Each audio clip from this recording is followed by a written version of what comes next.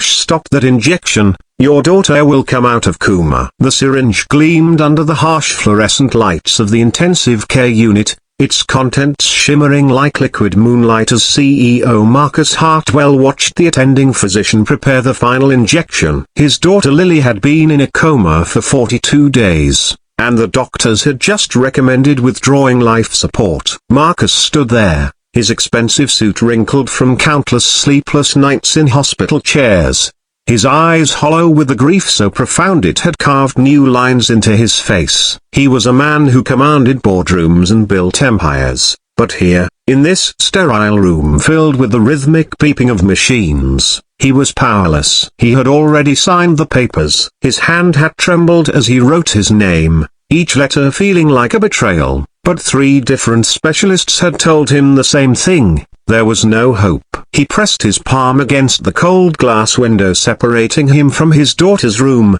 watching her small chest rise and fall with mechanical precision, and prepared himself to witness the end of the light that had given his life meaning. If this story has already touched your heart, please hit that like button, drop a comment below sharing your thoughts, and subscribe to Kindness Pulse for more powerful stories that remind us of the incredible impact of compassion and courage.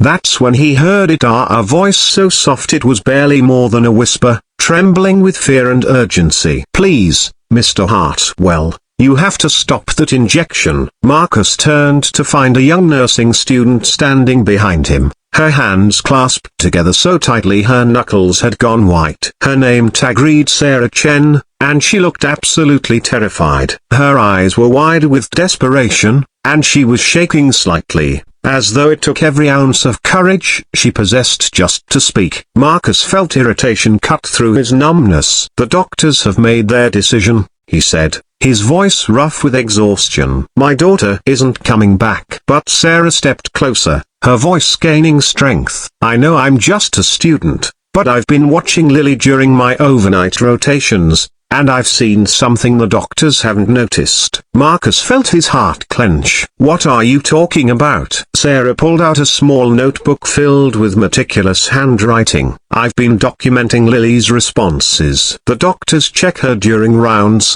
but I'm there for hours at night. 3 nights ago, when I was reading to her from that poetry book on her nightstand, I saw her eyelids flutter. Then yesterday, when I played that playlist labeled Dad's Favorites, her heart rate increased and stayed elevated for the entire song." She showed him pages of careful observations, timestamps, and detailed notes. "She's not responding to pain or loud noises, but she is responding to emotional stimuli, to things connected to love and memory. I think she's locked in there, trying to find her way back, and we're about to give up right when she might be closest to breakthrough." Marcus stared at the notebook, his hands trembling. The entries showed a level of attention and care that went far beyond what any student would be required to give. "Why didn't you tell anyone?"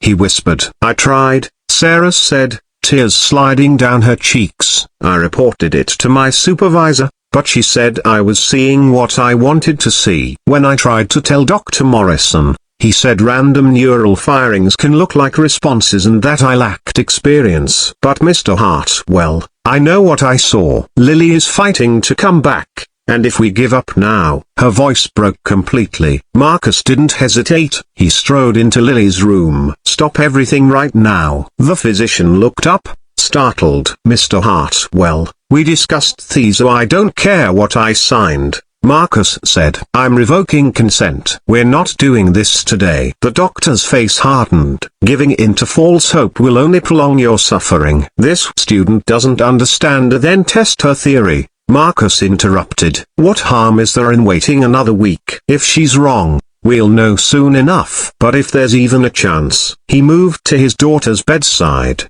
taking her warm hand in his. What followed were 7 intense days. Marcus brought in a new neurologist, Dr. Patel, who listened to Sarah's observations without condescension and designed a comprehensive testing protocol. They played Lily's favorite music, read her beloved books, brought in recordings of Marcus telling childhood stories. Sarah was the for all of it, her quiet presence anchoring Marcus. On the 5th day, During a session where Marcus read from Lily's childhood diary about their beach trip, Dr. Patel's equipment registered a clear spike in brain activity. On the 6th day, Lily's fingers twitched during her father's voice recording. And on the 7th day, as Sarah read the butterfly poetry book, Lily's eyes opened. Before we finish this incredible journey, I want to remind you to smash that like button if this story moved you, leave a comment sharing your thoughts, and don't forget to subscribe to Kindness Pulse so you never miss these heartfelt stories that celebrate the power of compassion.